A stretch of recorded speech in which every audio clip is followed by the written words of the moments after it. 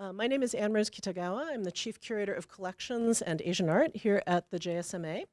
And I'm thrilled to be able to welcome you and thank you for coming.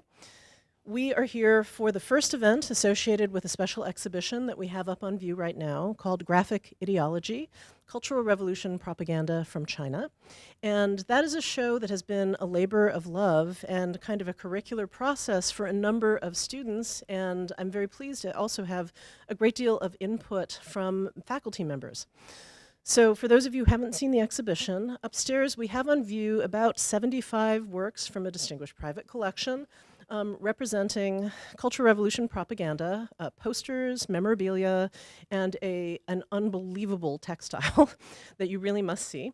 And this is an incredible windfall for us in the sense that it's a local collection, and the owner of these materials was generous enough to allow our graduate students, 3 of them initially, Ali Mikkel, Sangha Kim, and Kun Xie, to catalog that collection. And we thought, it's wonderful that they're getting this research done, but it would be nice to manifest that in some public way. And so we were able to do a small gallery rotation in our Chinese gallery, which is different than the one that you're seeing now, much smaller, and juxtaposed with artifacts from Imperial China, which was fascinating because in our previous gallery rotations, you would see all sorts of rank badges and Taoist robes and courtly textiles, dragon robes.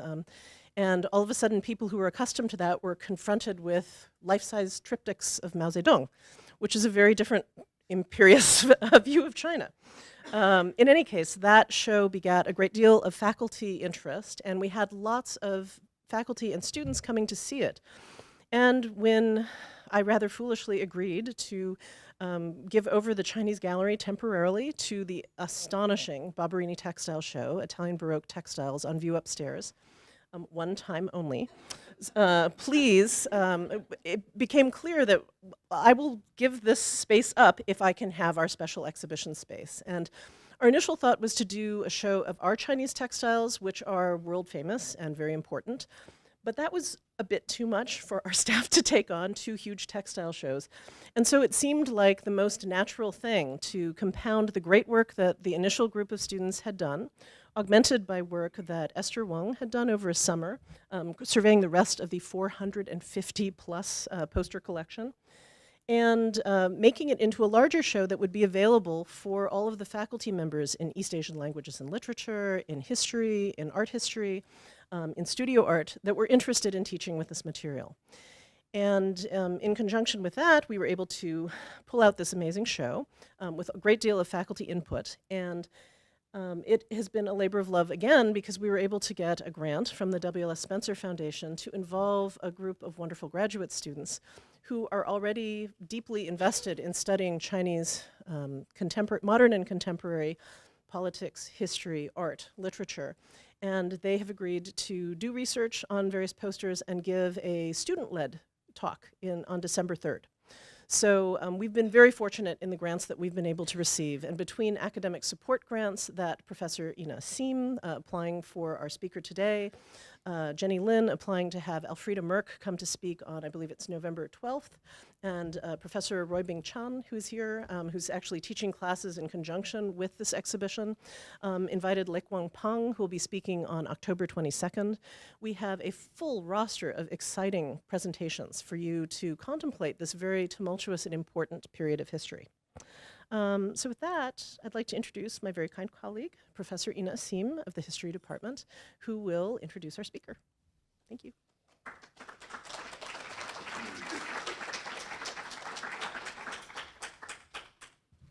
Good afternoon. This is so nice to see a room full of art-dedicated people. I would like to introduce Professor Hung Liu, or Liu Hong is much easier for me.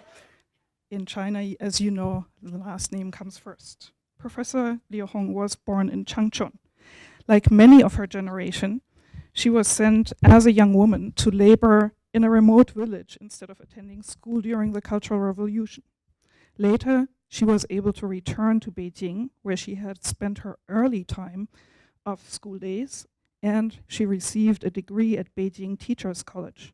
She then went on to study mural painting at Beijing Central Academy of Fine Arts. Professor Liu Hong was born in Changchun. Like many of her generation, she was sent as a young woman to labor in a remote village instead of attending school during the Cultural Revolution. Later, she was able to return to Beijing, where she had spent her early time of school days, and she then went on to study mural painting at Beijing Central Academy of Fine Arts. After a lot of years of working as an art instructor and an artist in China, she was one of the very few artists who were offered a scholarship to study abroad. It's a little tall, I'm so short. And this is an interesting story she once told me, which I think we can only congratulate the University of San Diego that they repeatedly kept your space for you to come, because getting into the US is difficult. Getting out of China in those days was not easy. Although Liu Hung was accepted as a graduate student, she had to multiply apply for her paperwork to be renewed. And that is a tricky situation. She joined the graduate studio art program at the University of San Diego and eventually immigrated to the United States in 1984. She worked as a professor of studio arts at Mills College in Oakland for more than 20 years. And it is no exaggeration to count her as one of the most important Chinese American artists living in the United States today. Professor Liu's work spans a wide spectrum of artistic projects, installations and sculpture, painting and performance. While her work reflects her experiences in China as well as her experience as an immigrant to the United States, her topics also address her observations of the experience minorities go through in new life situations, such as immigration.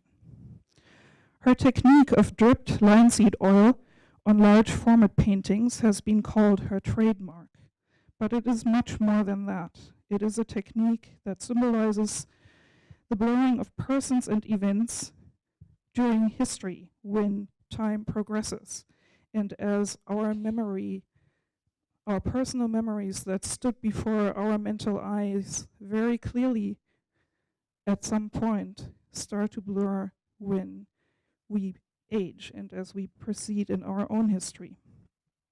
They lose their crisp impression. The merging of history and memory, of public commemoration and personal remembrance is the focus of many of her works. And I will proudly show you one reproduction of her work, which touched me immensely when she gave it to me as a gift, because she painted this in commemoration of the victims of 9/11. And it's the most beautiful piece related to the sad event I have ever seen.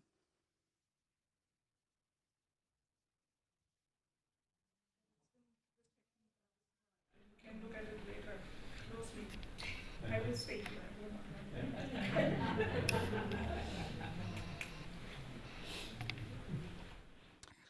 Liu Hong's work is present in many public and private collections of contemporary art. She has not only won twice the prestigious Painting Fellowship from the National Endowments of the Arts.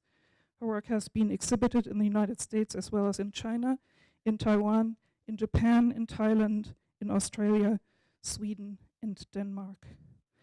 She had individual shows at the Smithsonian Institute, the Tokyo Metropolitan Museum of Photography, the National Museum of American Art, the Walker Center of the Arts in Minneapolis, to name just a very few.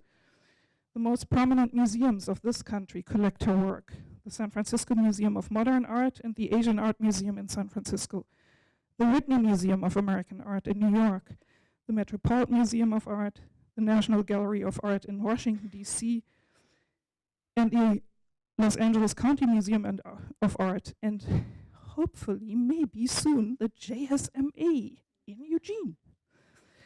Today, Liu Hong will speak to us in conjunction with the exhibition Graphic Ideology, Cultural Revolution Propaganda from China, that you can visit upstairs. If you haven't done so yet, you have to do this until December 31st, and for which Anne-Rose Kitagawa, our curator, has created a very rich program of speakers and gallery talks.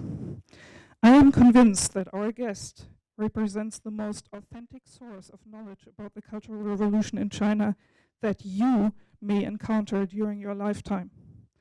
With some of the experiences she had to go through, others might have become disillusioned, even bitter.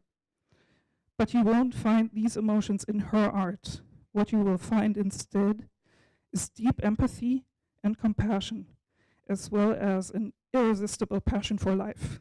Please welcome with me, Liu Hung.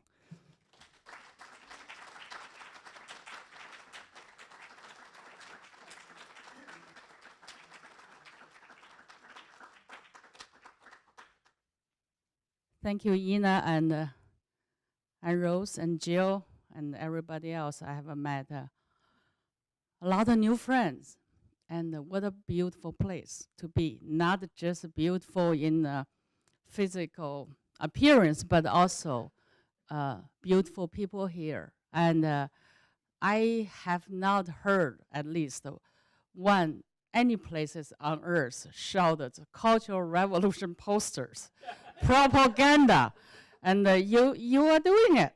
And do we want to talk about the Cultural Revolution? Yes, old friends get together. We do, but also sometimes we try to avoid it. You know, it's like I remember years ago we visited one of the famous Civil War battleground. Where's that? We went, not Antietam. I cannot remember one of the places. And there's a Shaw said after so many years, 100 years, not hundreds, 50 years, the two sides soldiers, they all old guys got together, like had a party, had a celebration. They fought like crazy, killed one another. But the time and space might give you some new perspective. You know, I feel I lived long enough, gone through a lot of things to prepare this very unique talk. I really want to get accurate. You live through it, come on, but I want to get accurate beyond my personal experience. So here's a lot of visual images, of course. And I think live long enough, not you have the burden of memory. You have the burden of history. I feel the weight of history. I want to share with you, of course, in my work in general, but also, let's start this. The title of this talk is called East is Red. 东方红 is a song specifically for great leader Mao Zedong. Whenever you heard the music start saying, 东方红太阳升, like, oh my God, where's Mao Zedong here? Mao Zedong here. That's the sound for great leader. That's his personal sound. That's we use the title. The reason, because we called him the red is the red sun. The red sun not red enough. The red is the red sun. So the east is red and the red sun arising. So he was the savior of the Chinese people. And this is I think you have a lot of posters here. This is one of, not in this show I saw, you can find so many. And this is called 毛主席永远和我们在一起. Chairman Mao is with us forever. And Ina just make the point, he still is. I said, yeah, forever, that's for sure. One way or the other. That's the red guards surrounded him.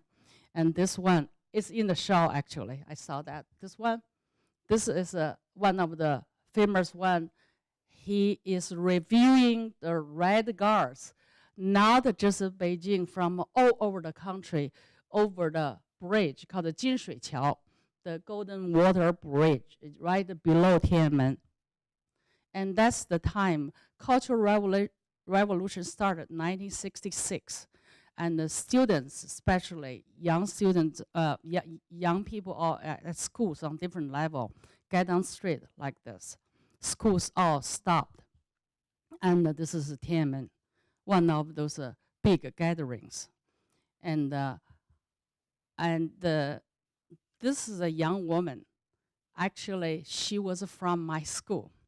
I went to a girls' boarding school. It's called the Girls' Middle School attached to the Peking Normal University, one of the most famous schools because all the great leaders in the government if anybody had a daughter, they have to go to this school. So they didn't need any scores. We, from regular families, you have the high score. You could not miss one even. You got into the school.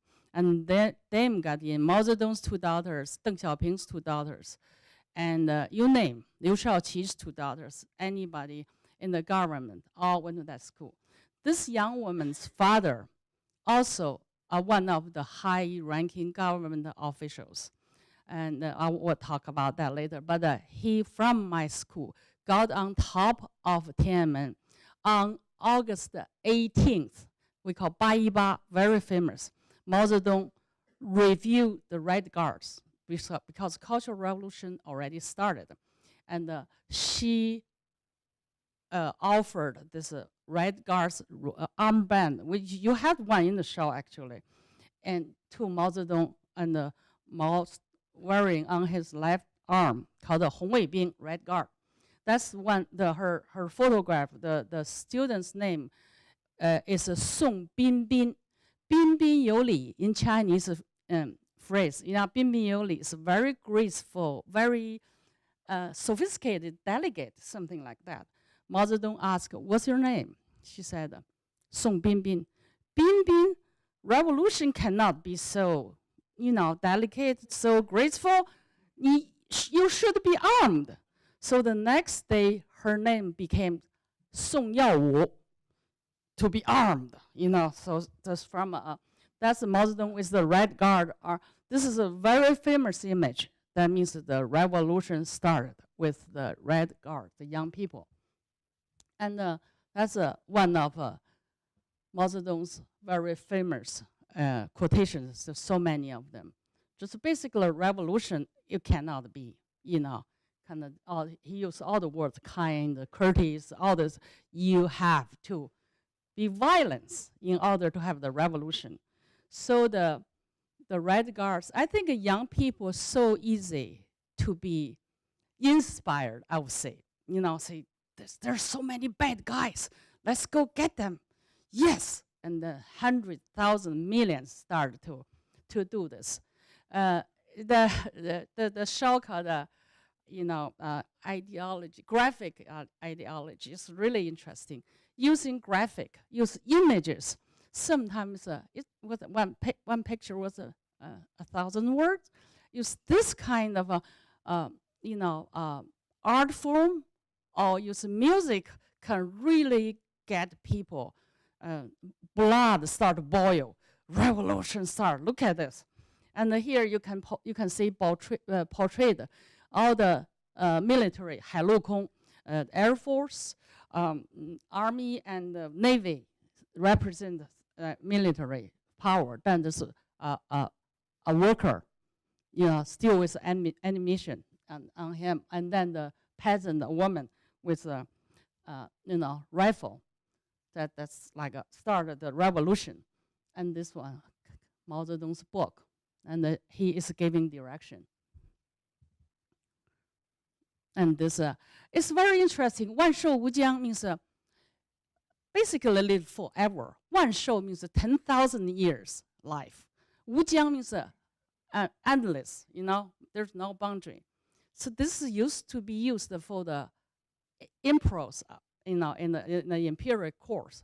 So 吾皇万寿无疆, your majesty forever live. But this is used for Mao Zedong, very, very popular everywhere. And I saw a funny thing. Somebody replaced this. Everything else the same except Obama's head there. So really funny. And then this you can see this kind of woodcut, because woodcut always considered very fast, quick, and very effective. And you can print a lot of just by hand. And this is like to destroy the old world. You can see. Yeah. And anything underneath the Red Guard's, you know, feet would be, you know, some you know, old things need to be destroyed.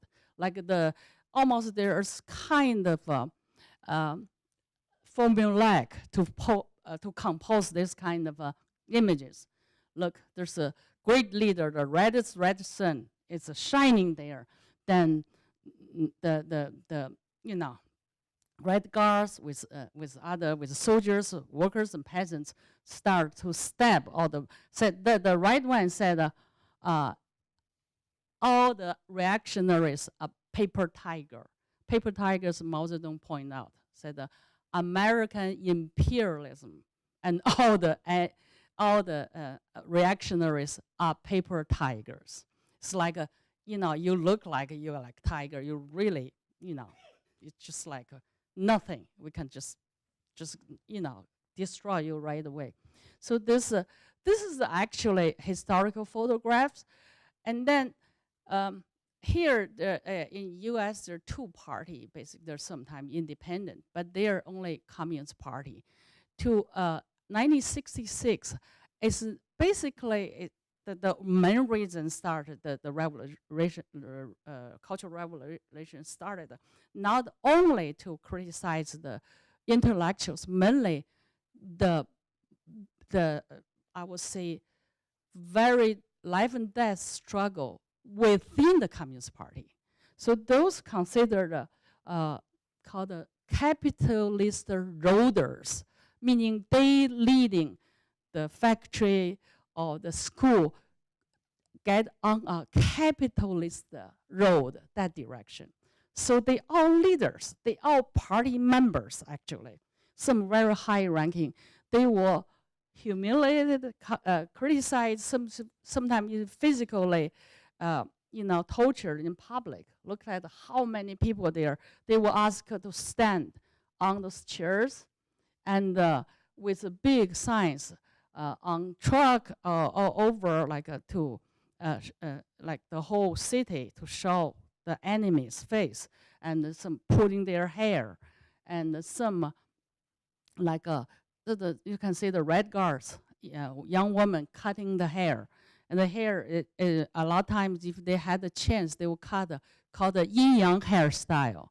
Half of the hair shaved, half still there. So it's almost like reminds me of the Holocaust before the Jews sent away to the concentration camps. On the street, they have to have the star, right? Star of Davis on their, like a mark, you, the one, needed to be, you know, you need to be sent away, you're nothing now, you're the enemies. So they cut their hair and pour inks all over, torture them physically in public. This is a very, and a big, you know, those kind of hat, and stand, and you cannot move for hours. I remember some even with a big stone and with wire over the neck. So there's like a blood came out. This kind of you know, everywhere. This kind of a public called a 斗争, you know, like a fight. The enemies, some even in the field. And this is unique because she was the first lady of China, Liu Shaoqi's wife, Wang Guangmei. She was educated U.S. and then because Mao Zedong tried to, you know, that's the again within the Communist Party, within the party, and his wife, the first lady once, was publicly put on qipao, Chinese traditional dress, but with you know, really ugly, and put a ping pong ball made like a fake pearl all over her, like 100,000 people there to put her in that position. And these are monks. Probably some of you can read. 什么佛经净放狗屁. In Chinese, BS bullshit is a dog's fart. So what is the sutra for Buddhist sutra? It's just a dog's fart. They ask the monks would ask to hold that sign, meaning they denounce their beliefs. Yeah, and the left hand is a red guard started to destroy temples. Even Confucius, hometown temples and the graveyard. The right hand side is burning books.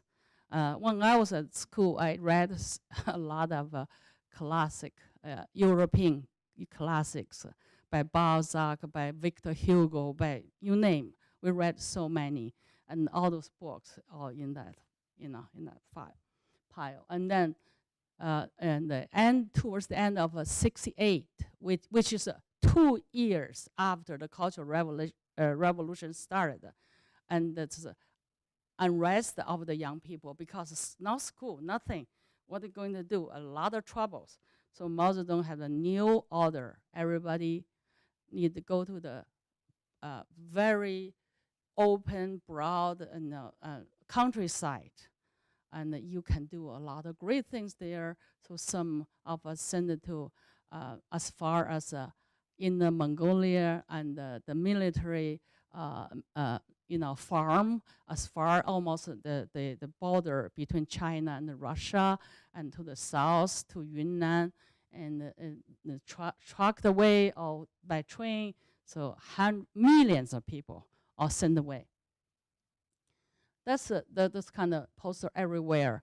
And Mao Zedong, in the beginning of the Cultural Revolution, to show his leadership, and also to show the whole world how strong he was, he swam, with his aides around him. They said Mao Zedong very good with the floating, really not a swam. And he was floating there, but as a great leader, swam in the Yangtze River, and everybody joined him to swim everywhere. This is like before they get into the water, everybody had a Mao Zedong's little red book to read. Probably 下定决心，不怕牺牲，排除万难去争取胜利。Basically, we make our mind. We want to sacrifice by any means. We go to the victory, and before they get into the water. And I remember a relative told me, she was a nurse. She said she saw some swimmers. Instead of the Mao pin, everybody wear Mao Zedong pin. This like the brooch or pin, button. And it said some swimmers, in order to show they love, they admire the great leader so much, they pin those things on their chest, the naked chest. One guy got the infection really badly, you think about it. But this one, not on the chest, but all over. This is a PLA soldier, all over his head, his jacket. That's the way. You're holding the red book, and the more buttons you're wearing to show your loyalty. And another thing, there's one image in the show. It's a mango. That was a funny story. At Mao Zedong, one day in 1968, the Pakistani foreign minister came visit China, gave Mao Zedong some mangoes. Most of China is not in the like a tropic area. We had not ever heard or seen mango. Don't even mention about it, ever taste the mango. So he got this. He said, I love to share with the workers. I won't eat myself. And then he did send one or two, that's like a few mangoes, to that time Beijing Daxue and the Tsinghua University all in big trouble because the Red Guards, and they send the workers as they call 公宣队. It's a workers propaganda team to repress the unrest. And then first he sent to the Beijing workers who helping to calm down the student. And then everybody said, oh, great leader, share this. What should we do? Should we cut in small pieces? We all taste. And then somebody had a great idea. Let's make one for everybody. The wax, use wax, make a fake fruit. I think you saw those things. So there's like 100,000 wax the mango. This might be some real, but all the workers get something like to the top or the bottom right with a glass kind of a case, like olden days for clock, right? And with Mao Zedong's, this one is long-lived Chairman Mao and some with Mao Zedong quotation. Everywhere, that's a mango. And I believe even today, most of the Chinese probably have not tasted the mango yet. But everybody says, what is a mango? Mango, Mao Zedong, the mango. So everybody like a holy, some like a Buddha. Sometimes Buddha's one tooth or Buddha's fingernail. But this is like a waxed mango. Every family, workers' family got that one. And then, of course, appear in all kinds of things. That's one of the, very interesting stories. Also, we focus on class and the class struggles. Anything is about the class. What class are you from? Working class, proletarian, or you from landlord, capitalist class? So that's is everything that time. That's Mao Zedong's famous saying. I kind of agree, art not for art's sake, but not the rest is like you have to everything, have to serve the revolution. And you just, anybody just a little screw, little nail, and a big revolutionary machine.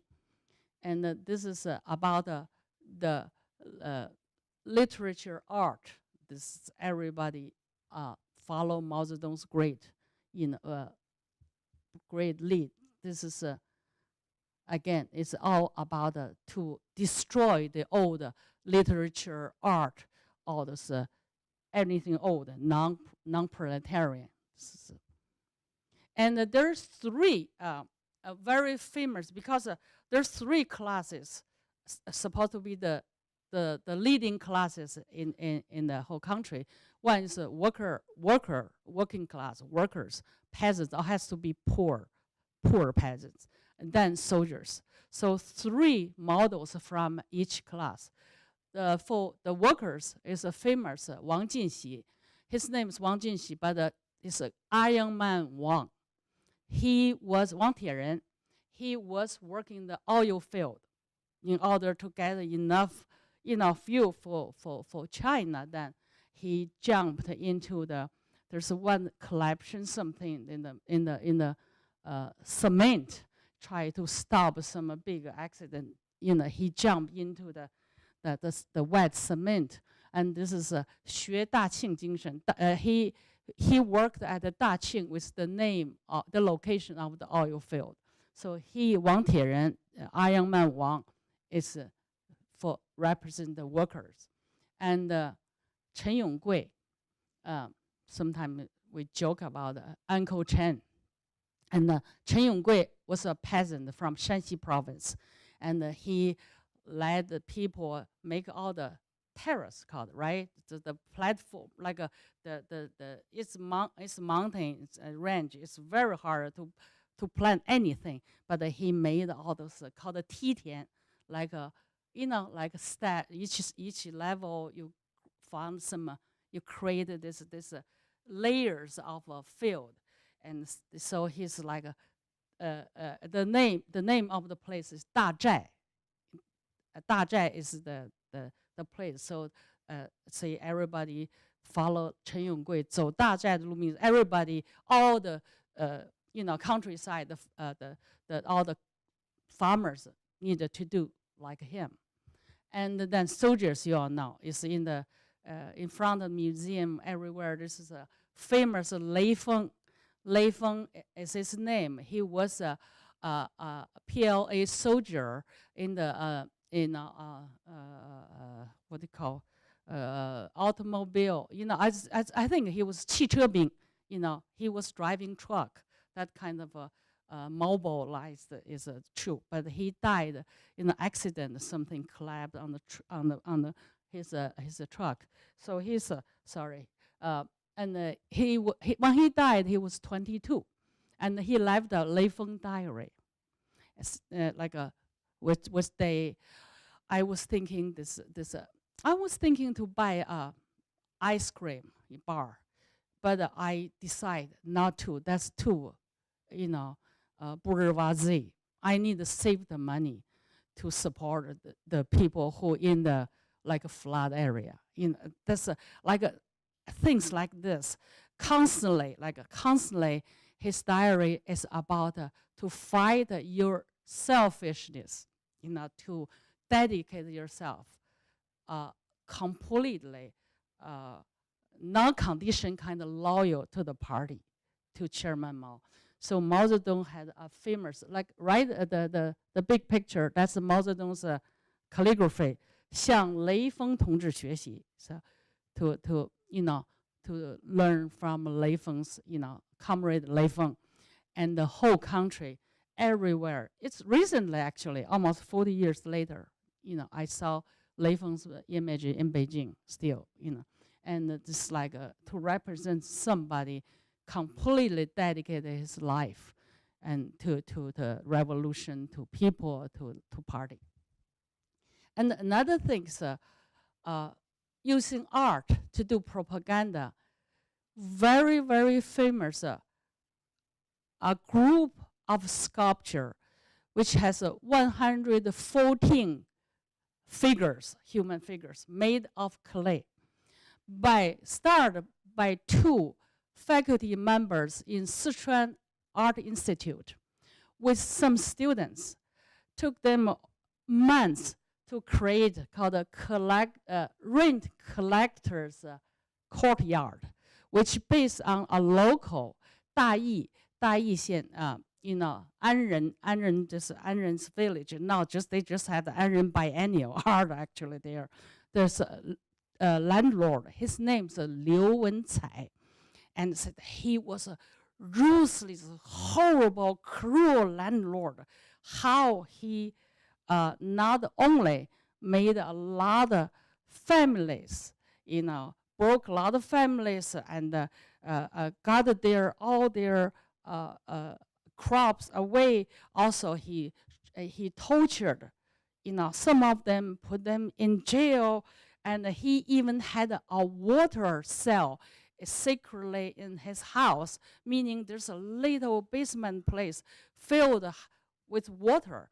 Through a woman, her name was Leng Yueying. We all know the names because everybody, all the schools from elementary up to college, and everybody from the factories, from everywhere, need to see the show because it's a class education. And you can see very realistically, it's life size. Like, for example, the man and the family was taken away, and the woman with a baby and another younger children holding the father's leg. And very, very graphic. And that's, the landlord, didn't even move his fingers, but got everybody's crops into his, barn, his place, and all like this.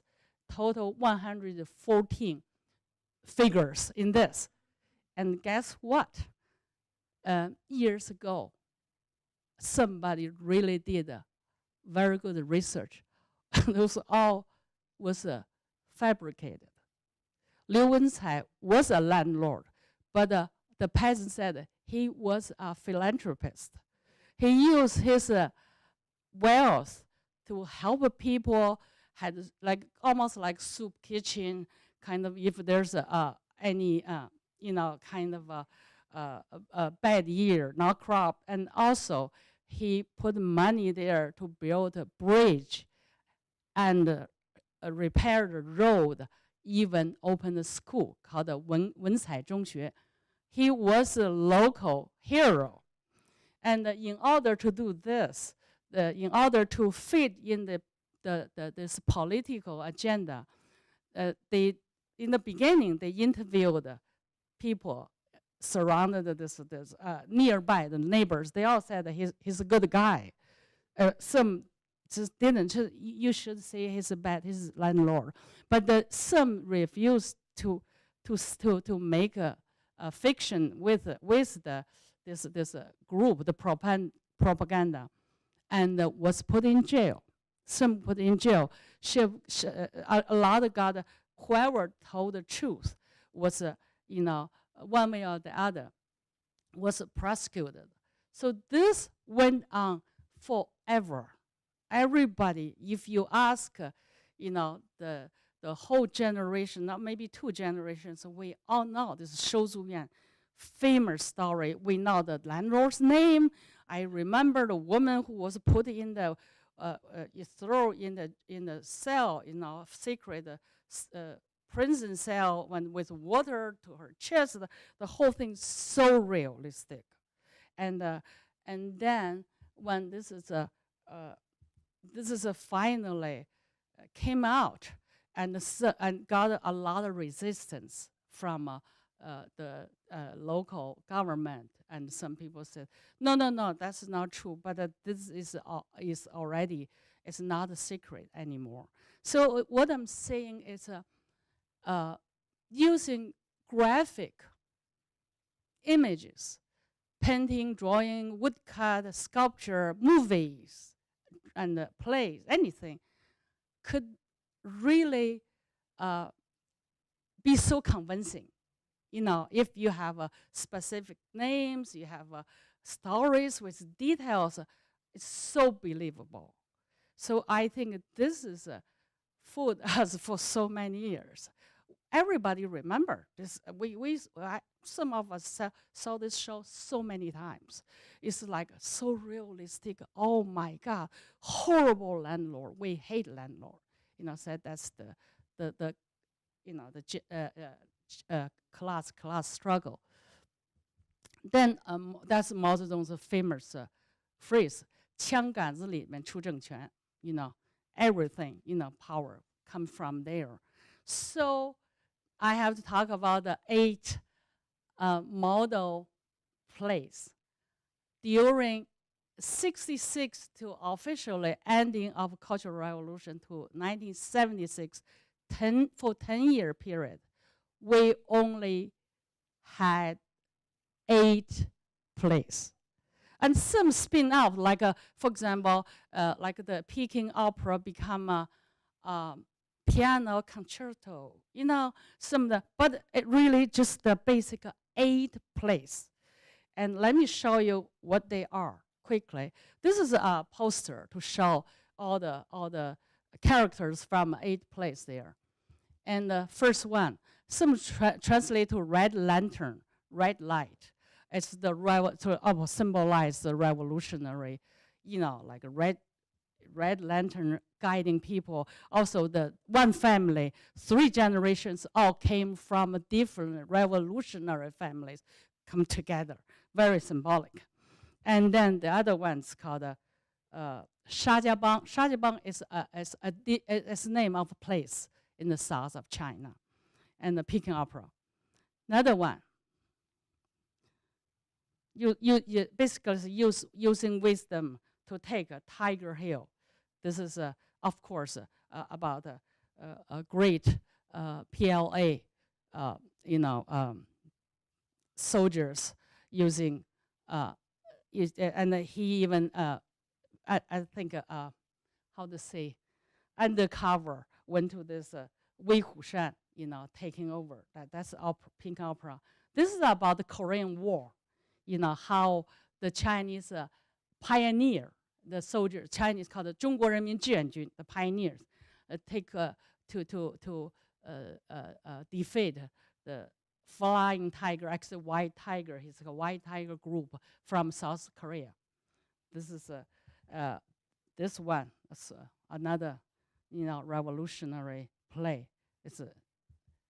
And this is contemporary, the only contemporary harbor. It's a party secretary of a harbor.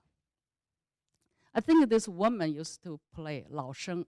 It's like the man, in the old plays. And of course, two famous ballets. One is a Red Detachment of Women. The other is a white-haired girl.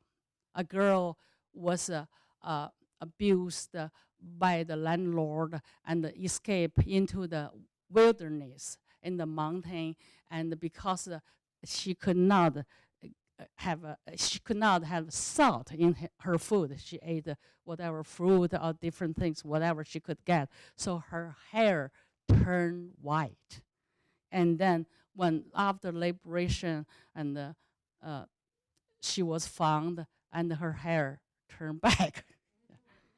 And magic hair. So this is not a blonde. Just make sure that's the lighting. It's not a blonde. It's a white-haired girl. Bamonu.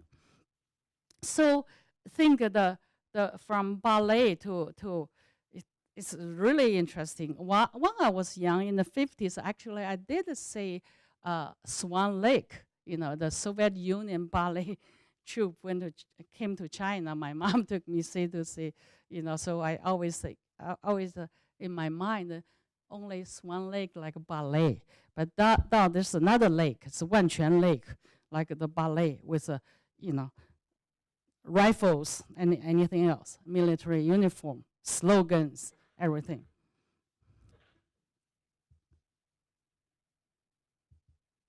And you can see probably everything in common is the heroic figures here, leading characters, all very heroic. And in Chinese, we call 视死如归, considered death is going home, not afraid to be sacrificed. And the Gao Da Quan is that time, Gao is tall, Da is big, Quan is perfect. So it's Gao Da Quan is all the proletarian heroes here. And they always stand very tall with heroic gesture. You can see always forming a kind of like a, Iwashima kind of sculpture, like with flags, that look. Or the bad guy, or in, I would say cool color, dirty color, down on the, down below, and the heroes always full of energy, red, like glowing. Their faces are glowing like this.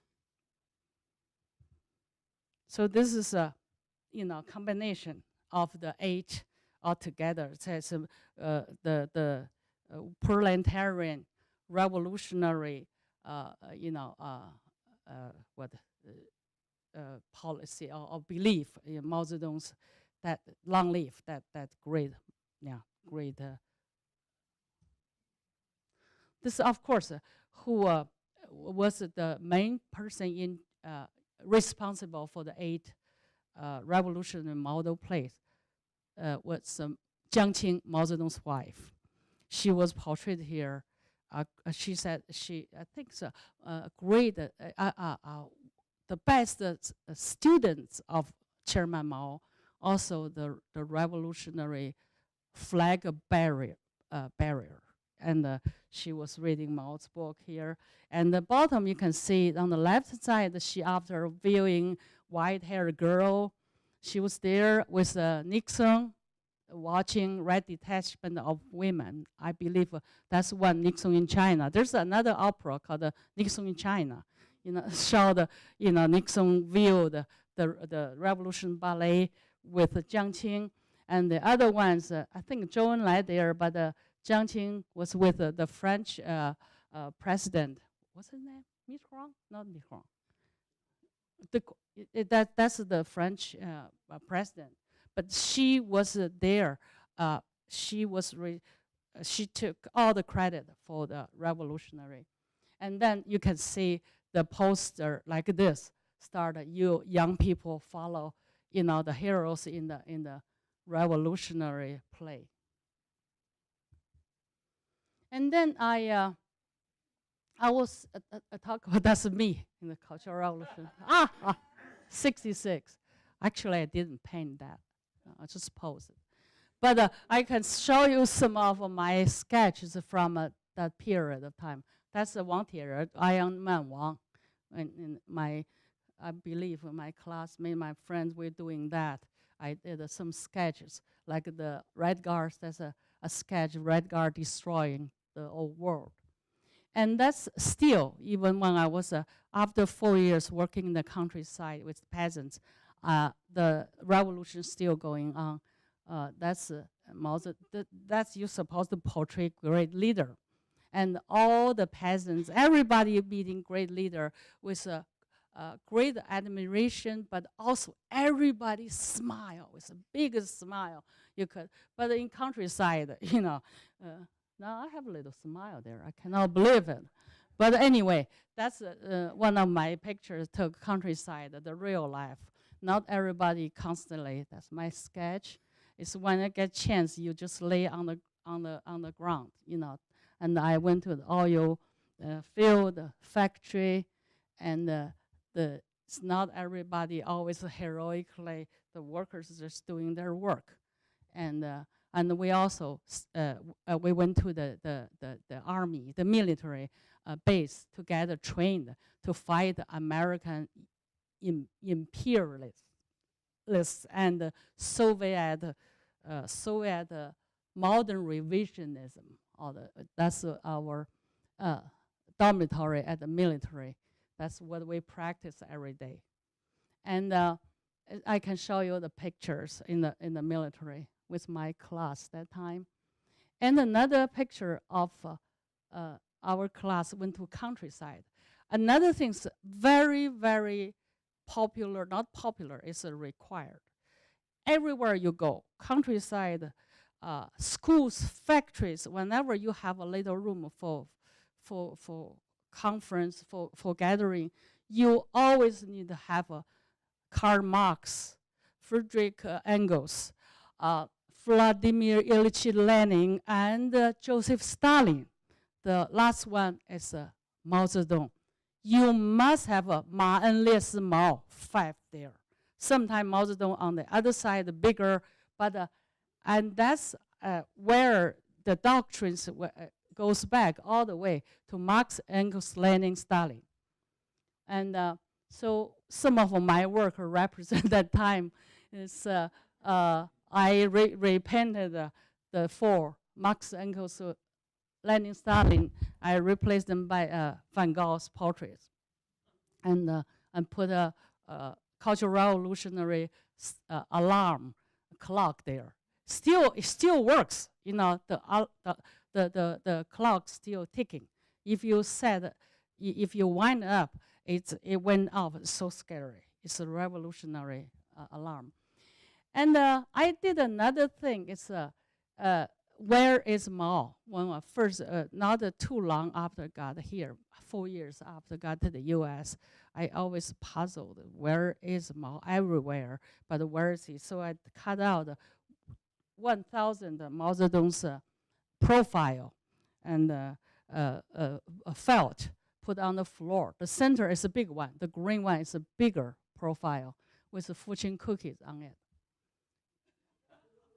That's another story. And then I did 100. Later on, I added 100 like swimming trunks, because of the Mao Zedong's, you know, swimming in the Yangtze River, such a big deal. So with the images of Mao swimming, embroidery, you know, on the, each one rests on a red star. So the whole installation, this is at the San Francisco Modern Art Museum, the Chinese art show. And this, I have 10 small drawings, not the big one on the right. You can see the fans blowing, you know, each one almost like a little sailing boat, like a no direction fleet after Mao died, how many years, yeah. Then the drawings, I'll show you a few. That's a drawing on canvas. One is Mao swimming, all the historical, important historical moments with Mao, you know, there. And another one is a meeting, you know, first time American president. But another drawing is this one. My schoolmate, Song Binbin, used to be Song Yaowu, Song armed, you know, but now she returned to Song Binbin. And when she was the one represents the entire Red Guards all over the country, not just Beijing. Guess what? Her father, this is the historical moment. Her father was criticized as a capitalist ruler, like this. Song Renqiong was very famous, especially in Northeast China. Look at her father became enemy here. So I think it's quite what I would say, ironic, not even more than that. It's such a strange thing. And 2014, which is 48 years after Cultural Revolution, Song Bingbing went back to school. Why? Because my school principal, Bian Zhongyun, on the right hand, you can see the middle picture, the woman on there with her husband, with the 4 children. She was my school principal, tortured and killed by the Red Guards, by my school girls. They're all girls. And Song Bingbing was the head of the Red Guard. She might not physically kicked her or what, but she was there the whole. That day I was not at school. A lot of us, not some of us, witnessed the whole thing's event. That's the bottom one was is I think taken most recently to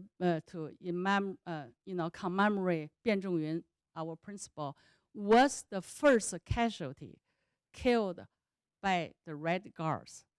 And Beijing, the second one was number 101 middle school. They killed their art teacher. And so there's Bian Zhongyun, the principal's husband, now is almost 90, Wang Jingyao, he refused to accept Song Bingbing's apology. 2014, she went back to school. The other one sitting there, the woman, older woman, Liu Jin, she was like a really a tough Red Guards.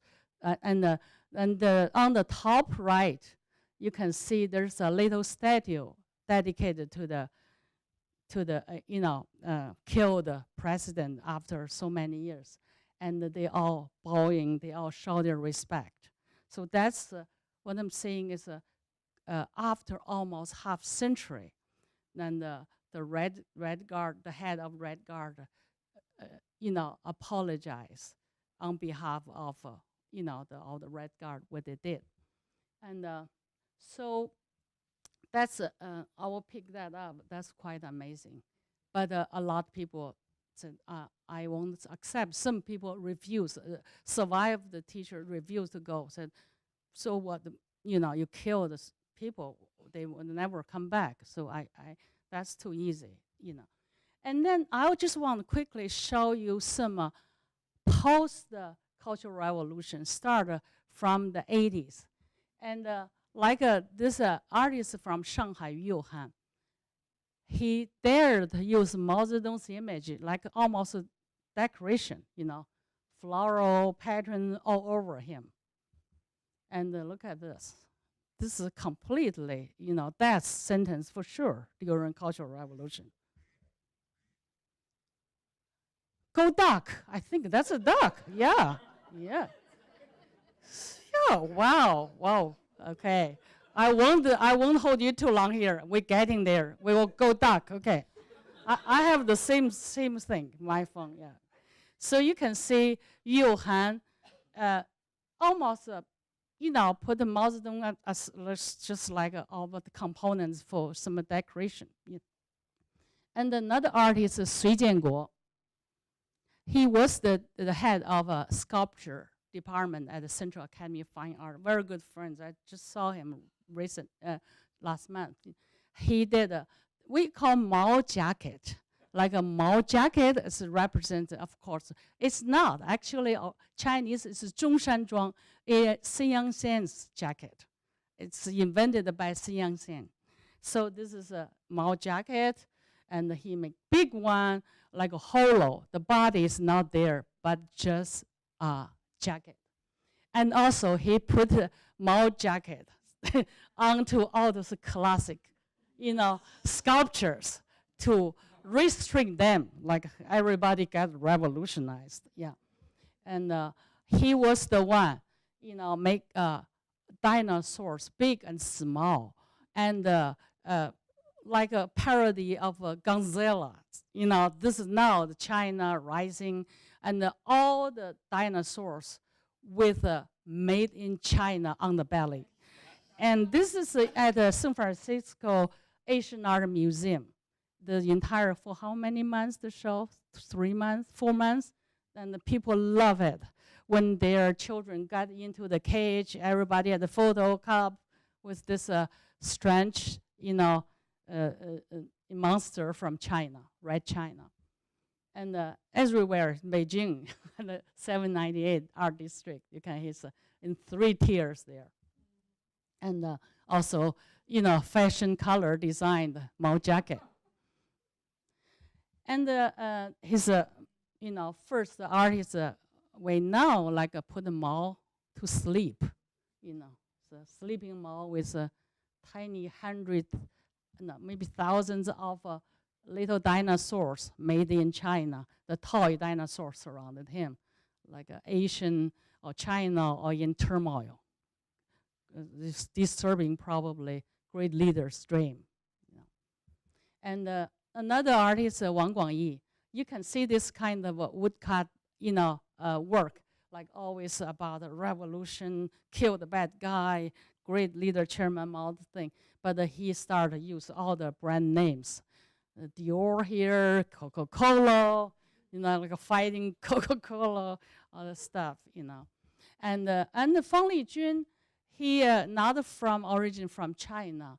He's an artist. He's a funny guy, shaved head, and he used his own face replace the great leader. Like all this mindless, almost like a really bored, tired, unlike the heroic workers, peasants, or soldier. Now the great leader, just like a bunch of almost, kind of mental, unit people there.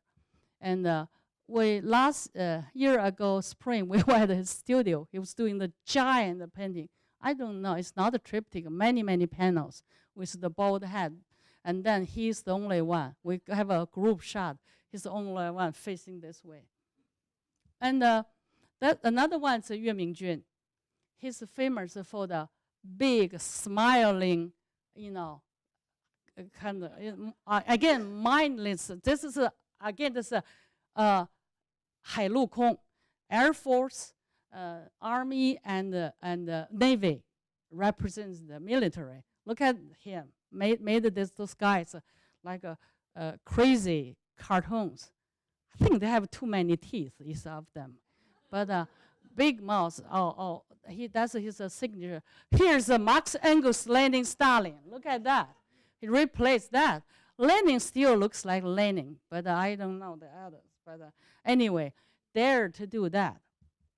And a year ago, yeah, we always visited. That's his some of the image becomes a huge sculpture in his courtyard.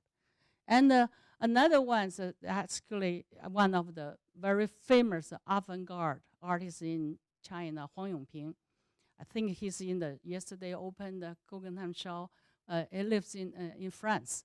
And the early piece, he's the founder of Xiamen Dada. And very famous piece is it's called, we all said East meets West. We combine East and West. He put a Chinese art history and the Western art history in the washer, for how long? Then mix finally a pile of, nothing, a paper pulp there. That's the mix, the East West. And we saw him at the Woolen Center opening. I think this piece is very famous. And another one is Zhang Xiaogang. I just saw him last month at the studio. And you can see his most recent painting. And but he's famous for this, you know. It's called the bloodline, because we very important in China what family you come from. Everywhere we go, you know, we have to fill out the form. If you're from proletarian background, or even your grandfather's landlord, you will be on shit list, you know. So he also family photos like this, always sitting very seriously, sitting there, and with the parents, and also one child policy, maybe one precious son. So he did this. Also, again, it's kind of a stilled, motionless figures, and like this. This one joined the Red Guard, I guess. And Liu Xiaodong and Yu Hong, a couple, they both teach professor at the Central Academy of Fine Art, where I went to graduate school. And the very good artist, Liu Xiaodong, famous for his on-site painting. He went to like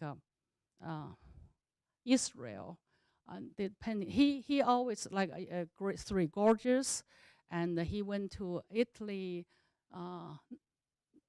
Naples. He went to different places. He set his canvas on site. This one's after Sichuan earthquake, 2008.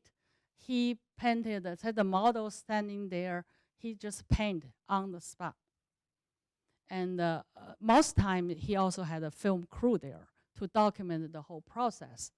And this is the, you know, finish the painting of the collapse, the mountain, the building, and the fashionable girl rather there with some dogs.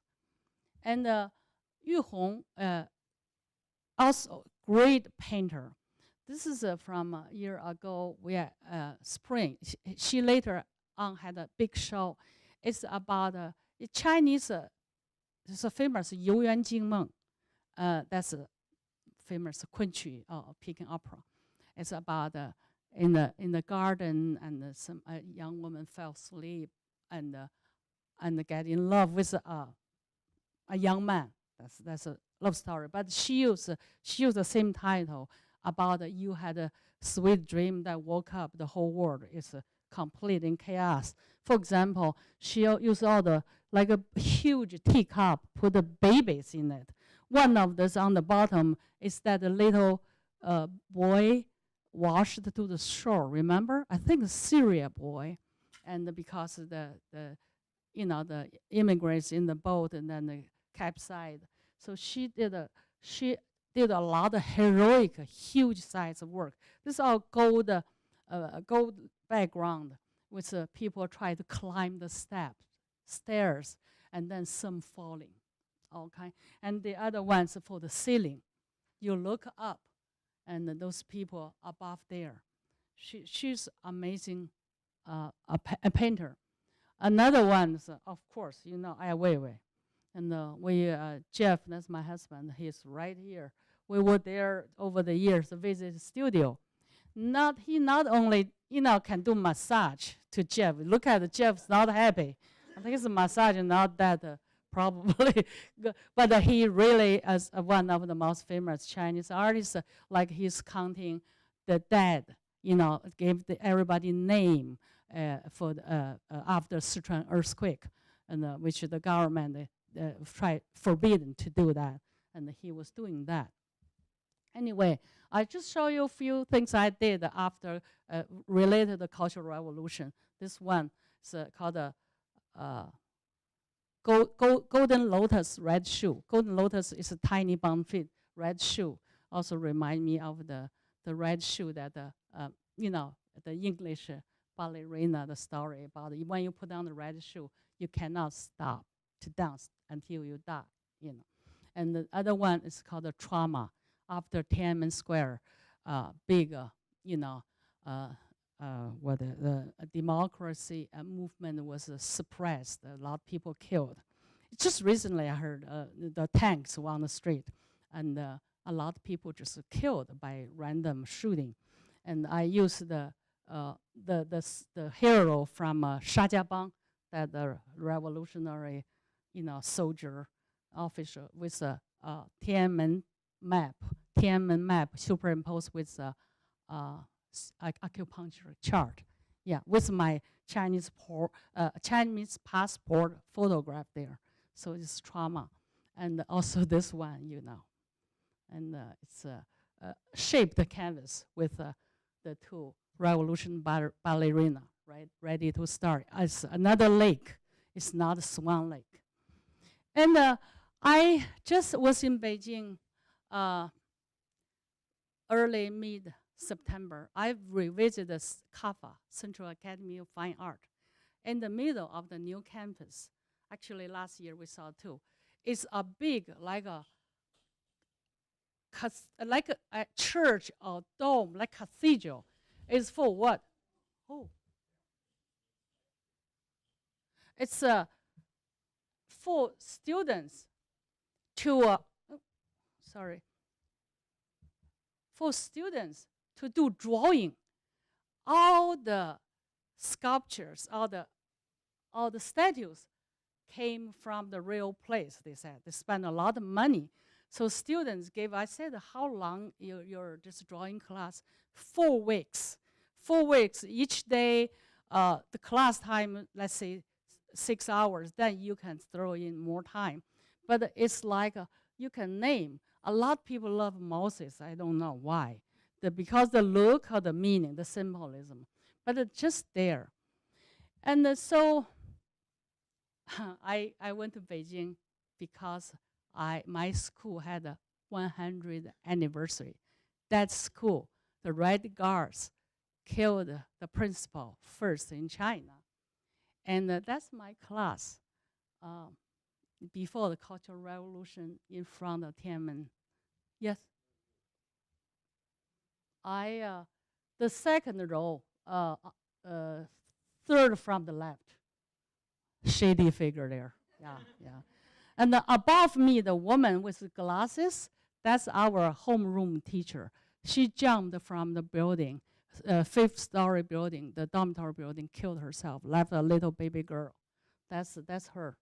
And anyway, that's in the photo studio, that's our photograph with some of my classmates. Everybody had a red book. That's a must. And in front of our building. Now the building like this, much bigger with some names.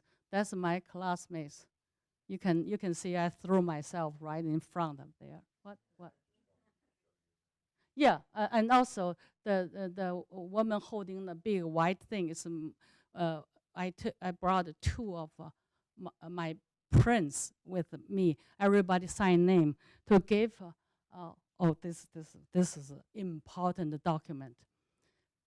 50 years, which is last year, 50 years, half century after Cultural Revolution. We graduated 1966. Last year, we got our diploma. And guess what? Print the dead principal's name there. So I really didn't need a diploma for applying for job or for anything. But I thought that this is a historical document. It's crazy. 50 years later, you got your diploma with a dead, even then, the principal's name right there, and wrote 1966. And that's her. I just, whenever I saw this, like, oh my God, 50 years passed. And at school, the reunion, we had the lunch as a table. Then there's a very crowded, which talk. We talk about our teacher. One of our teachers also killed himself, history teacher, really good history teacher. And Liang Xikong, his name is Liang Xikong. We talk about him, he hanged himself. We say, what happened? We talk. Then this old woman suddenly said, was Liang Xikong a good teacher? And we said, of course, he's a great teacher. We love him. I said, I still can recite some of the rhymes he gave us to remember all the dynasties, like 帝尧舜禹夏商周, 皇帝尧舜禹 and 夏 and 商 and 周 and 春秋五代会秦刘, blah blah blah. I said he was a great teacher. She said I was his wife. We all almost died because all these years we didn't know he had a family. We didn't know anything. Just rumor said he hanged himself. So I completely abandoned my lunch. I moved to next to her because it's too loud. I said, "Tell me, when did you hear the news he killed himself?" He said, "I was somewhere in Hebei province, Xingtai, up the mountain, and also working for some revolution thing. And then somebody, the leader, said, come down here," and gave her the news. And I said, I never knew he even had a family. I said, do you kind of commemorate him? She said, every year I have time to remember him. I said, next year, next time when you do it, can you please tell him that he was a great teacher and his students still remember her, when you remember him. And she said, I will. So that felt like, we all say a closure. It's nothing, it's closure, but it felt so good. This completely by accident after 51 years Cultural Revolution. Another, we located one teacher. A lot of them passed away. This is our Chinese literature teacher. And she is in wheelchair. When her son got her there, all my classmates, old ladies, surrounded the older lady. And everybody just like, her last name is Xia. Like everybody surrounded. I even could not see her. Then finally, I got to her, presented the sign by everybody, this print, talked to her. You know what she said? She said, I heard you in U.S. I said, yes, I come here just for this. And I live in U.S. And then she said, I remember you the best writer in your class. I said, yes, yes, I was. Oh, she remembered. I started to cry. I could not help. I just said, oh my God. And then that's when she was teaching us like that. And so I passed by Tiananmen this time. In that time, like an Uber driver in China called Didi. Now the Uber didn't get a foothold. So driver passed by Tiananmen, and Mao Zedong's great leaders picture still there are a lot of people. And he said, that portrait doesn't look like him. I said, have you ever seen him? I said, well, in distance. I said, you kidding, you're too young to see him. But anyway, we got into this, looks like him. Then I realized, what? A portrait look at him, a photograph look at him, and what was he like?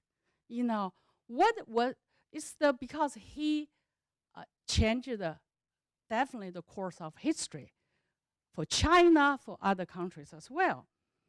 And just recently, this is my last image. Just recently, Jeff, my husband and I, we religiously watched every episode of Ken Burns and Lynn Novick Vietnam War.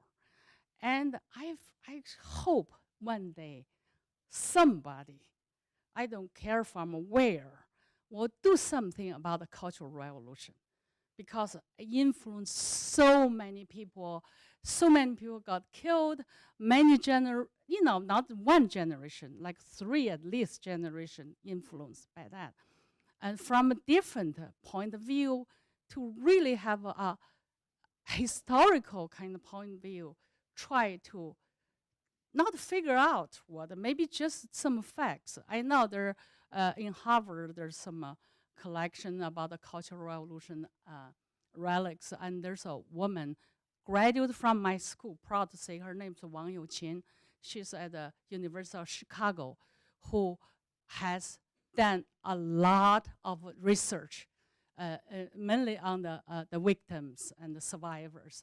But anyway, I just wish really one day somebody before all us, the witnesses, the survivors, the whoever still alive, I don't care, from Red Guard side, from the teacher. My teacher is 90. I hope she can live for a while. She remembers that she didn't just randomly see it. She said, "You the #1 writer," and then Maya, another my classmates who lives in Indiana, said she's #2 in the class. I said, when I say Maya, I would never say I'm #1, you're #2. I would say the teacher said, we are the best writers. But anyway, and I think history repeats itself. I don't know repeats itself in what way. Some people whisper to me, said, I think the Cultural Revolution might happen again in China. I don't know. I'm not so sure. But I think at least it will give us some perspective if we can have some comprehensive, at least the research on the great Polarian Cultural Revolution on that. And thank you for giving the opportunity. And the show is it's brought back so much. I actually took pictures, sent out to my friend in Canada, classmates in China, and some in US. Everybody's, oh my God. 感慨万千 means all kinds of thoughts, all kinds of things come back. Not only bad, probably, but a lot bad. Thank you.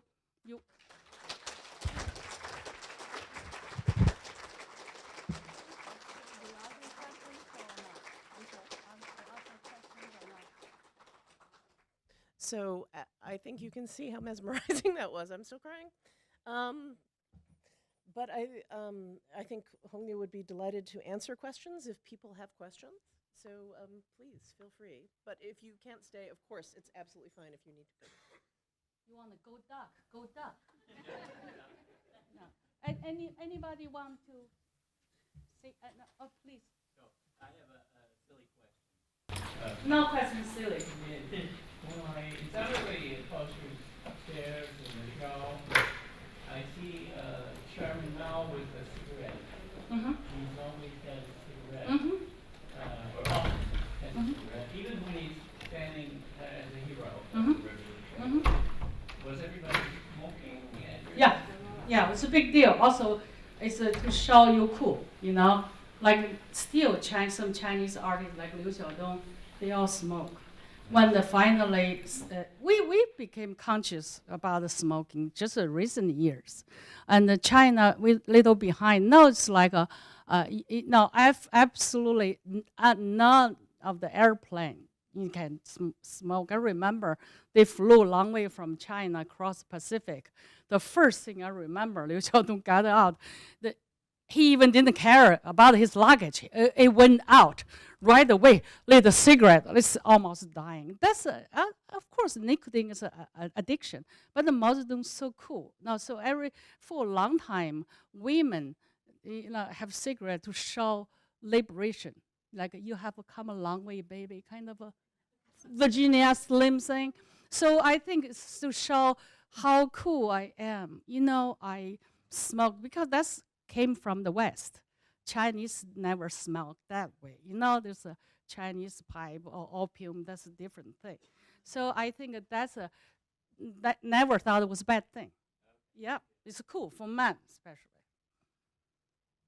Yes, please.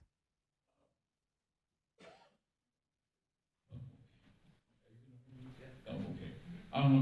I've always wondered in the repression of intellectuals and university and so forth at the time of the Cultural Revolution, was most of that directed at people in the arts and humanities and social sciences? Because it seems to me that it would be in the interest of the state to make sure that the work of engineers and scientists would continue at a very fast pace. I mean, China was developing a space program, atomic energy, all of these other highly specialized areas, and it's hard to imagine that those people were sent down to the countryside for several years, were they? Mm-hmm. No, I think you're right. Focusing on the city people, also most of the intellectuals, even students from we say first year of junior high, that's what, 13, 14, from that up all the way to university, colleges, all those all considered you had been educated not by proletarian ideology. Now you need to be re-educated. That's why we send to the countryside, to the military farms, the title under that re-education program. And those scientists, people to get the country running, the behind the scene, they didn't bother the party. They not actually. I know few recently came up. Some educated in the U.S. and so patriotic went to China, helped China develop all this high, technology, including the advanced weaponry, and they worked anonymously. Some died really pretty, I think sadly, because also another thing is because of fill out the form. If any family that family had a relative overseas, Hong Kong, and Macau, Taiwan, those, and overseas, mainly U.S., some European countries, but mainly U.S., consider you have a 港台海外关系 overseas or Hong Kong Taiwan connection, you were watched. You were watched. So it's highly controlled. For example, like a mail, I'm not talking about the email, okay, didn't exist. Talking about you write a letter. When I write a letter for my mom, for example, I have to think, this letter will be read, will be open and read by anybody. There's a big post office building, the full basement, because one of my friend's father worked there. She said, you won't believe, the whole basement is all work for the police. They open all the mail. Any suspicious, they open first. And so the workers on top sometimes complained because they have to go, they slow, they have to wait, and then distribute the mail. So I think you constantly live on we call it what, trepidation and fear, and even write anything you have to say, I cannot write that way. I have to say it in a covert way. I have to, and also you won't believe that time. Even you go to, nobody had a bathroom, really bathroom shower at home, even toilets public, and then you have to pay money to have to shower or bath. There's really public bathroom. It's not a toilet to wash yourself. You enter there, everybody waiting in long line. My uncle said, "You guess what? Everybody had to recite a Mao Zedong's quotation. Otherwise, you were not allowed to get in, take a bath. Now you will be dirty, I guess." And he said, he bragged about them. I thought the shortest one, I got in. He was so happy. But can you imagine that? Even and then when at the school started, the teacher there, the Chairman Mao's portrait. At first, everybody stand up, great leader, 万寿无疆, 万寿无疆, just like to pray, worship the Empress. And then you have to do 早请示 means great leader, what should I do today? And the end, 晚汇报 is the evening, the later's report, but also like a confession. Say, I had some selfish short idea. I'm really sorry. Blah blah blah. You think it's ridiculous, but on bus, you get on bus, about to start the journey, and the driver there, but you not take out first. And the conductor said, everybody stand up. Let's say, long live Chairman Mao, da, da, da, da. And then after recite a few, quotations, you sit down. It's a highly controlled, and I think maybe just like you said, engineer, the peasants have to be in place, because if they don't produce food, we all starve to death. So that's why finally we were sent to all the countryside to be with the peasants and all the military farm controlled by the military. That's how. And a lot of my classmates came. So I was in Mongolia, Inner Mongolia, not the Mongolian Republic. We have Inner Mongolia. I was there. Have to learn different language. I learned how the only transportation was horse, and I almost died because that. So everybody started to talk, but we have interesting things. There's an oral history, and there's we already paid 100 yuan. It's about $15, maybe more, $18 for two volumes book about the school's history, a lot about the Cultural Revolution. And when we got there, we were told first they said was censored because the Cultural Revolution still a no topic. So after 50 years, 51 years, and then said we could not print the book. And then somebody said we found a private printer. The book printed, not allowed to distribute to us, because some of us came back. We went back from U.S. We were hoping to get the books back, and then they said because the party's Central Committee 19th conference is on October 18th. The reason I remember because I worried about my books. Said after that we can think about it. Before that, nobody could do anything. Nothing. You cannot badmouth Mao Zedong, the party, anything. Now it's a very high alert time before the 18th. And then the 18th, during the conference time, the air will be so good because some cars will be controlled not to be on the street. No pollution. You visit that, everything security high alert. But that's the whole situation. Pretty chaotic in the city. Yes, please. You, please. Uh-huh. I saw this art upstairs.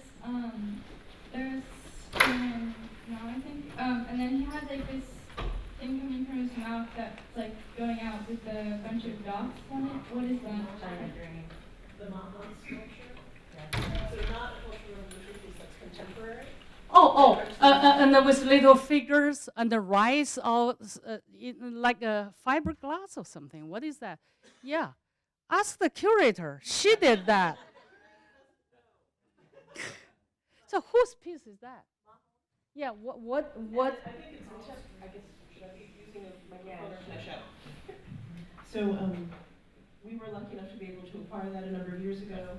And I think it is a provocative piece, as far as I know, at least what I could find so far.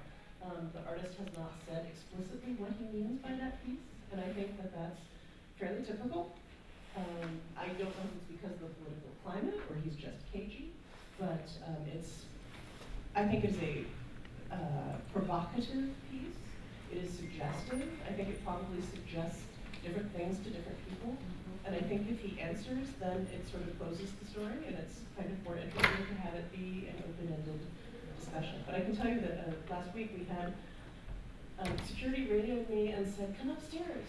There are people singing and dancing in the galleries." And I said, "What?" And it turns out that there was a party of people who had grown up during the Cultural Revolution, and they were moved by nostalgia to see some of the posters of the Red Battalion of Women, and they started singing the songs that are on them.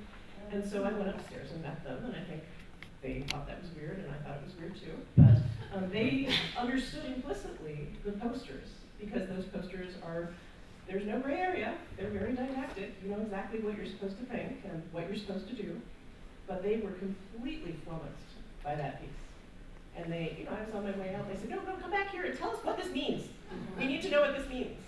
And, you know, I had to say, well, yeah, contemporary art's like that sometimes. That's the way it is. And that was clearly not the right answer.